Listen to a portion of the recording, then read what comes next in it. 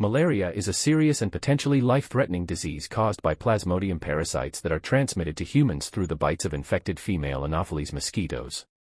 The disease is prevalent in tropical and subtropical regions where these mosquitoes thrive. Here are some key points about malaria. Transmission and symptoms.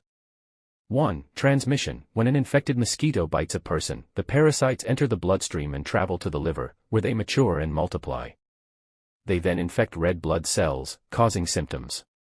2. Symptoms. Malaria symptoms typically include fever, chills, sweating, headache, muscle aches, and fatigue. In severe cases, it can lead to complications such as organ failure and death. Prevention. 1. Mosquito control. Using insecticide-treated bed nets, indoor residual spraying, and mosquito repellent can help prevent mosquito bites.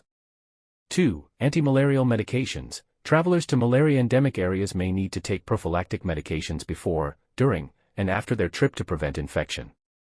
Diagnosis and treatment. 1. Diagnosis. Malaria can be diagnosed through blood tests that detect the presence of the parasite in the blood. 2. Treatment. Effective treatment typically involves antimalarial medications prescribed by healthcare providers based on the type of malaria parasite and the severity of the infection. Global impact.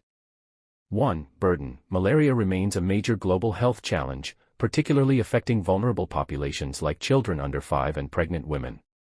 2. Preventive efforts. Organizations like the World Health Organization, WHO, and the Rollback Malaria Partnership work to reduce the burden of malaria through prevention, diagnosis, and treatment.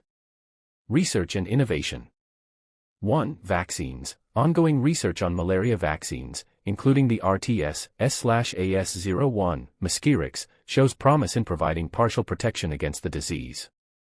2. Vector control. Innovative approaches such as genetically modified mosquitoes and novel insecticides aim to reduce mosquito populations and the spread of malaria.